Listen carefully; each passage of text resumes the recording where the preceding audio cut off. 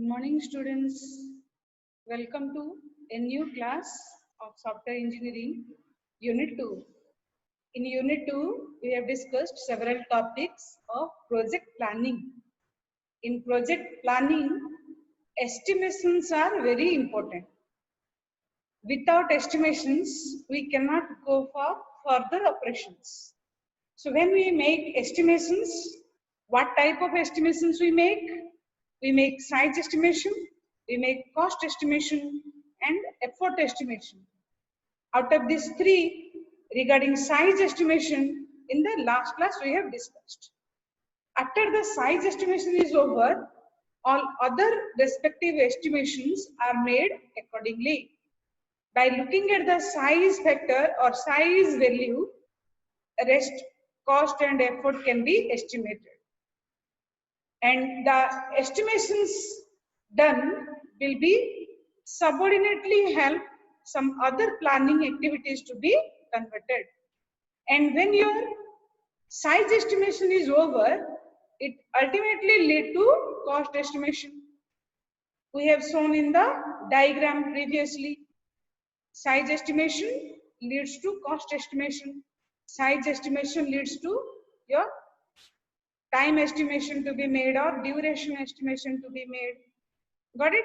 So by looking at the size factor, we can go for cost estimations. We have several estimation techniques in general, and those size estimation techniques will help. Those estimation techniques will help in order to estimate the size, effort, cost, time required for developing the product. And when your estimations are made, it is based upon these three broad categories. Basing upon the three categories, you can identify the size, cost, effort, time, everything. And specifically, you can go for saying that for identifying the cost, different measure factors you need, and in that measure factors, all other estimates can be done. Only separate size estimation matrices are used. Rest, cost, duration, and effort can be calculated using these three categories. One is your empirical estimation technique, next heuristic technique, next analytical estimation technique. So what are those empirical estimation techniques? Empirical estimation technique based on making an educated guess of the project parameters. Educated guess means what? When you can guess, when you have previous project development qualities, experience of developing certain products, you can easily estimate what can be the next product's size, effort, cost required. So that can be a benefit for the developers or the analyst to specify the estimations to be made using an educated guess. By previous project development strategies, you can easily collect those ideas, and basing upon those ideas, you can make the rest estimations. And to look at the previous stages of product development types, you can go for identifying this estimation technique. Using this estimation technique, effort, time, cost, you can identify. Here it is again divided into two categories. One is expert judgment technique and other is your Delphi cost estimation technique. Expert judgment, when a person becomes an expert, when he has certain projects to be developed previously and has experienced on past products, how those were being helpful, how those were faced different errors, how those were successfully implemented in different places, according to those knowledge, this technique can be efficiently useful for identifying the estimations. The expert judgment technique performs the educated guess of the problem size. After analyzing that, the whole problem thoroughly will be estimated. When the analysis of a particular project is over, then it identifies the real requirements of the system, and by looking at the real requirements or clear identification of requirements, the size can be easily identified here. The rest of the estimation factors also can be identified here. And if you use this expert judgment technique, in that you have to identify a person like analyst, a person like senior developer, a person like team leader, a person like the team manager, who have control over many development groups. Those type of people can be engaged in making this expert judgment technique to be applied on a particular product. By looking at the product requirements, the expert, the particular person, can say that what will be the estimations for this product. Got it? And the expert may be a single one or may be a group of experts. If it is a larger system, ultimately consists of many modules, and all the modules have different broader concepts to develop. In order to develop the broader concepts, divide the large problem into smaller problems, it requires the experts' ideas, the experts' efforts to be engaged in dividing the system into submodules, and each and every submodule can be separately developed after the estimations. Got it? When the experts start their work, they are looking at the past products developed. They are also referring the present product to be developed. They are also comparing the particular measures who are common to the past developed products. Accordingly, they are identifying the estimations. And at that time, it may also face certain problems that some of the product modules are similar to the already developed products. So if you will find similar products, then there you can make easy estimations.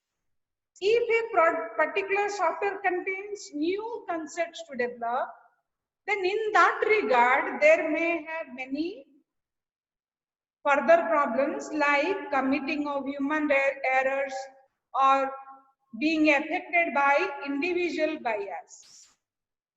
When a particular product is being developed, many developers have developed the same concept, and many developers have their own set of ideas for developing the particular module. If the module's estimation are to be made with a group, then several members say different concepts, different ideas to be applied, that the estimations will be like that. So here there will be a confusion, which is the exact estimation size to be applied.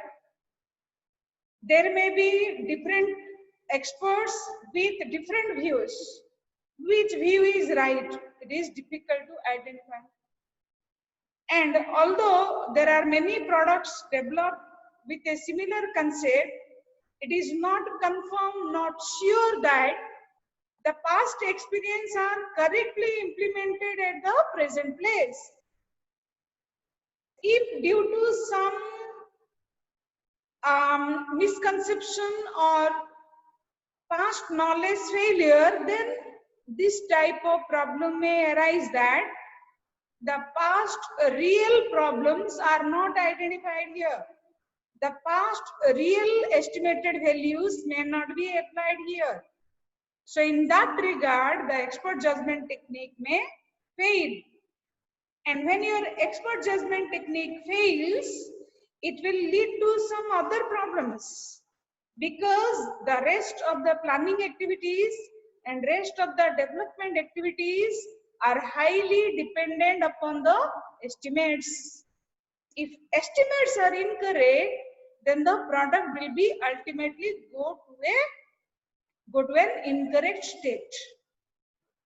So in case of expert judgment technique, you may not get the highest satisfaction made on the estimates.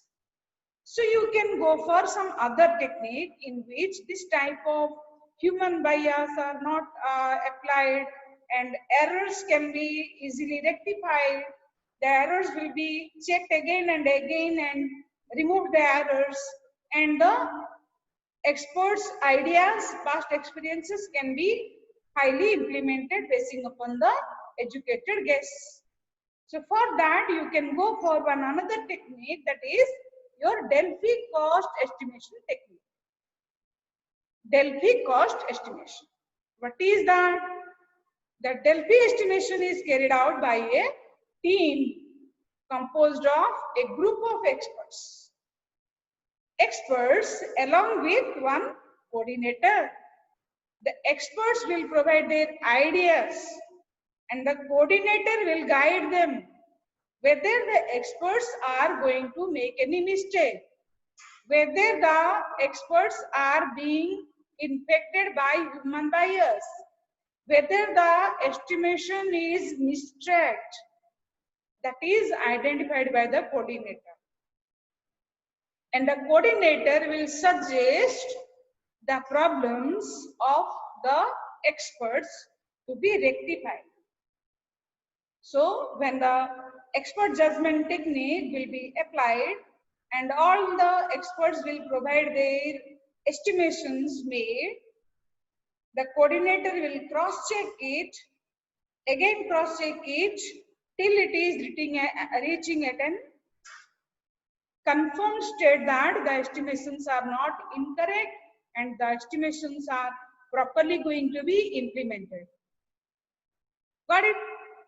The coordinator here provides the estimators with a copy of the SRS document and a form for recording the individual estimations. SRS is given and a form is given to the expert. By looking at the SRS, the expert will work on the present requirements specified by the customer, what he actually wants to get. Whether those requirements specified are previously developed in some other projects, they can also identify. So the SRS document can be verified by the expert thoroughly, and he will be given a form for noting down his estimations. And by looking at the SRS, the requirements, basing upon his past experiences, he will write the estimated values in that form. And then the form will be submitted to the coordinator. The coordinator prepares and distributes the summary of the responses of all the estimators and includes any unusual rationale noted by any of the estimators. The coordinator's work is to judge the experts' information. He will identify if any errors they have made or not. He will check the estimator's information. And in response, he will provide a summary. If any particular estimator or expert has made some mistake, then he will note down that mistake and humbly submit to the estimator again to correct the errors. And that errors will be rectified in the next step by the estimator. So at the first round of operation, the coordinator will collect the forms or reports made by all the experts. Then he will verify all the experts' information.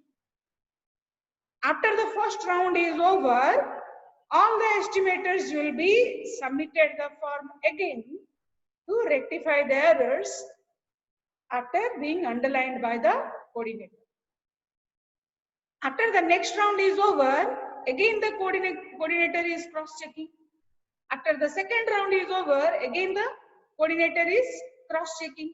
Similarly, the same process may be carried out for several cycles. And at the last, all the errors, all the problems or the misguidance regarding the estimations can be removed with cross verifications. At last, the re-estimated summary can be implemented. Okay, but this requires iteration of several rounds to be performed. What do you think here?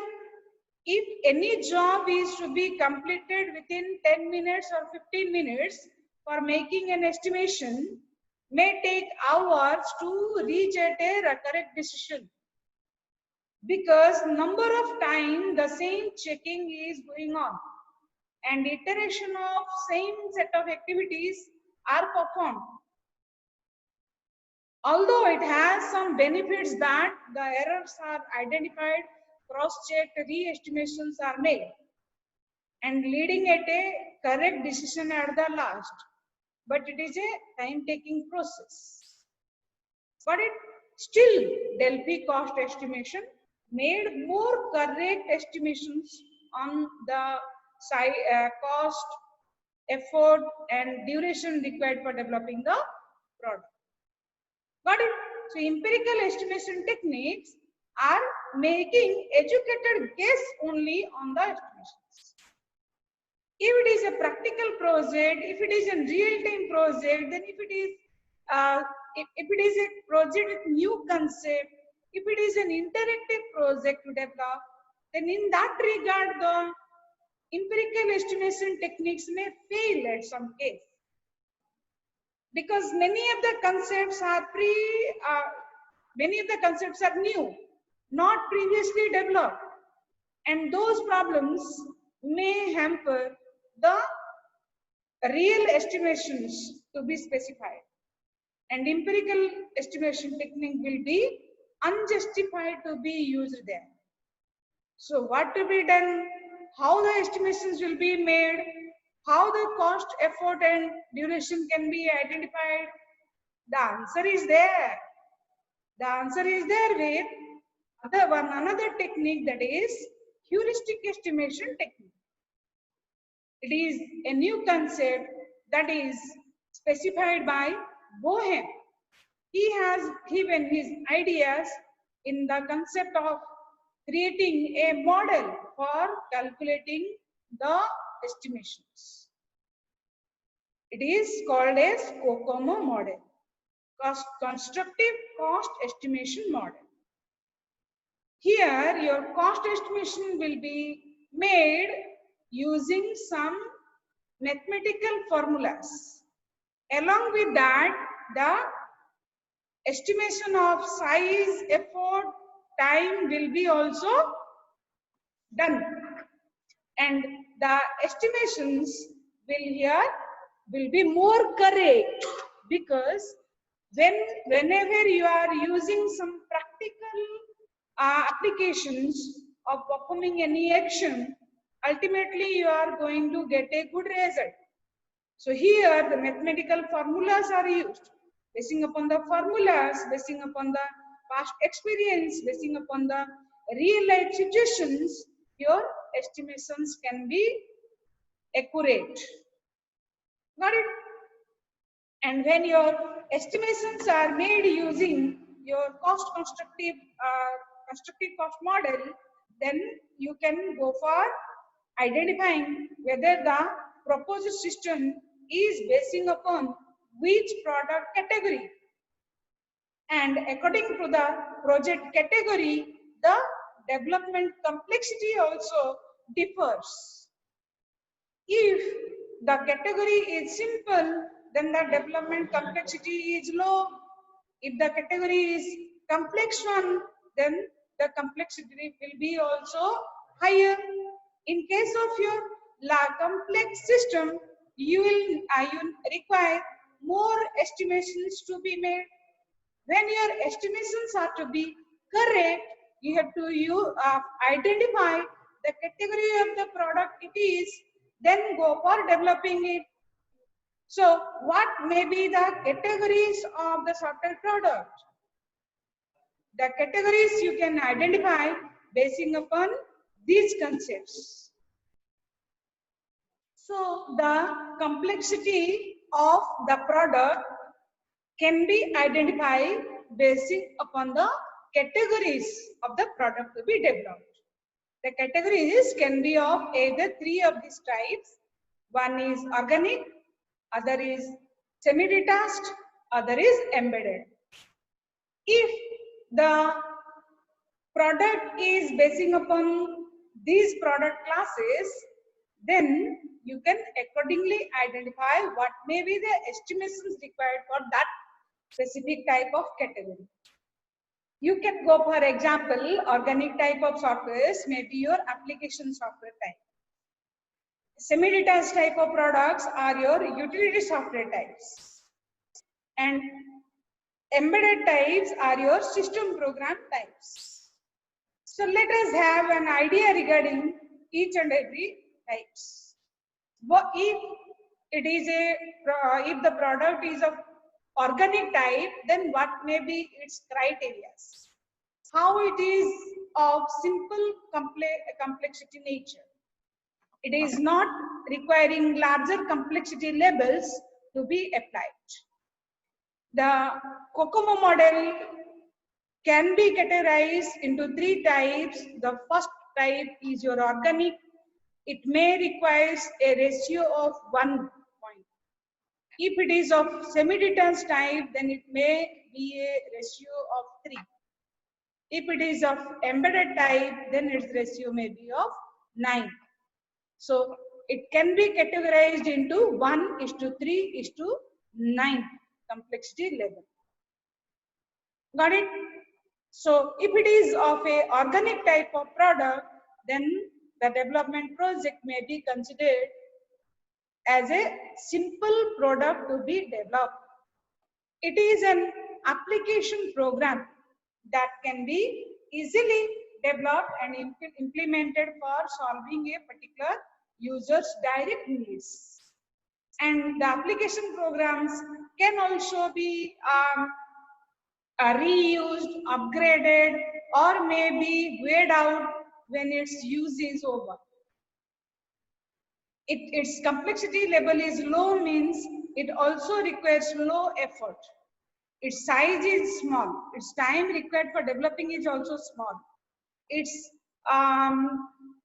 product development techniques used are also simple, and requires also very comfortable developers to develop. We cannot go for identifying only experts to be engaged in the product development. You can go for the team members, either maybe reasonably experienced or highly experienced in case of developing the product. Your product requires any simple informations to be processed can be categorized into this type. You can go for developing a well understood problem to be converted here. You can go for a product which is small in size. You can go for developing a product that can be quickly developed and can use a experienced set of developers for complete development process, or may use other developers. Those can easily formulate the known informations into a required system. You can go for identifying what type of softwares are actually coming under this organic type of software. Like, for example, where it requires less development complexity, size, and cost, can be categorized into different types, like your data processing programs, small web-based applications to develop. Any application programs, those are easily installed in the PC and being utilized. You can go for simple application programs, those are going to solve the day-to-day needs of the users. Got it? If the product is of semi-detached type, then the product can be requiring little more complexity level to be followed. The development team consists of a mixture of experienced and inexperienced staff members to be used so that their efficiency can be well utilized for converting the system into a real system. The team members may have limited experience on related systems or may be unfamiliar with some aspects of the system being developed. If they are unfamiliar, then they can be instructed by the experienced personnels what to be done for their respective set of actions to be performed. They can be guided by others. They can be instructed by the experienced personnels to do some specific activities and reach at the product properly. And you can categorize this type of semi-detached systems as the utility programs to be developed for a particular system. The systems utility programs may be categorized into different types. It can go for satisfying the iOS, it can go for satisfying the desktops, it can be go for satisfying the Windows systems, installed in any device like laptops or your tablets or mobile phones, like that. The utility softwares are those that going to provide additional benefit to the system.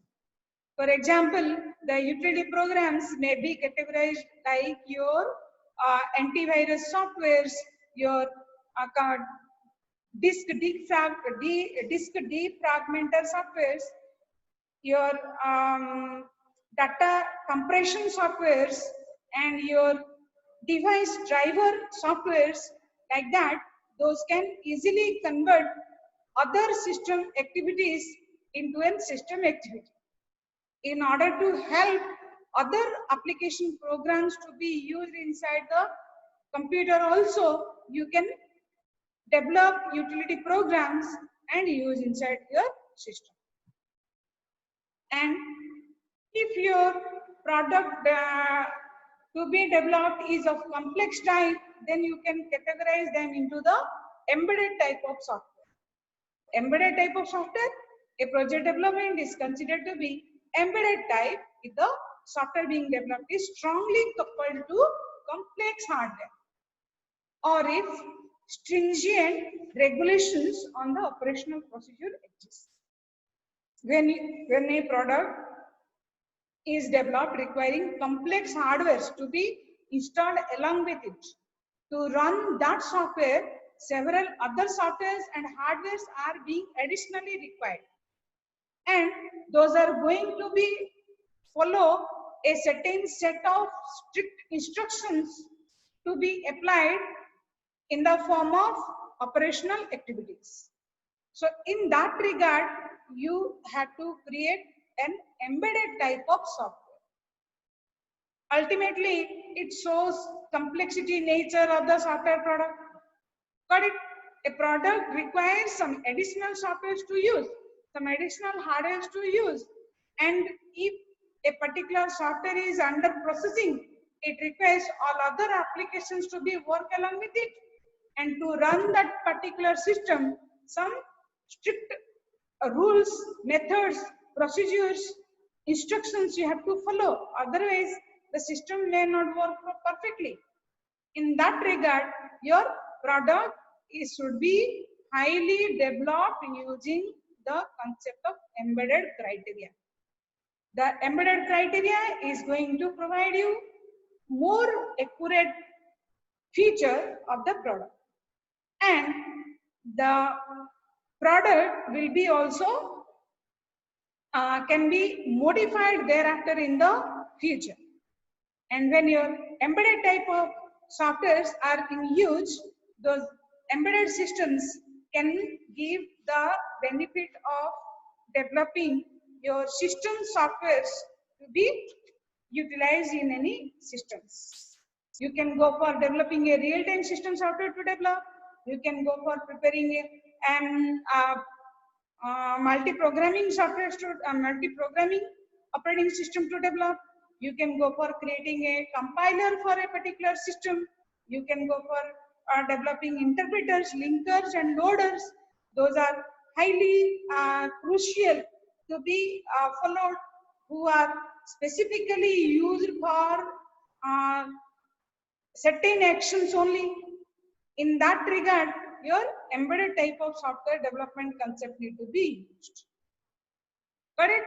And your type of software development or category of software development provides you the ultimate benefit of choosing the right method of developing, identifying the estimation of the products.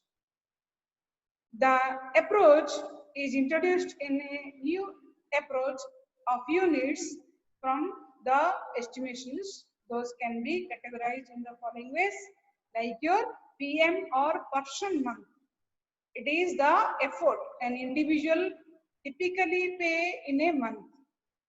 KLOC is the kilo lines of source code that is calculated when your size estimations are made. Basing upon the category of the software, the person per month required for developing the product is identified. Basing upon the category of the software product, the total kilo lines of code to be developed required are also identified.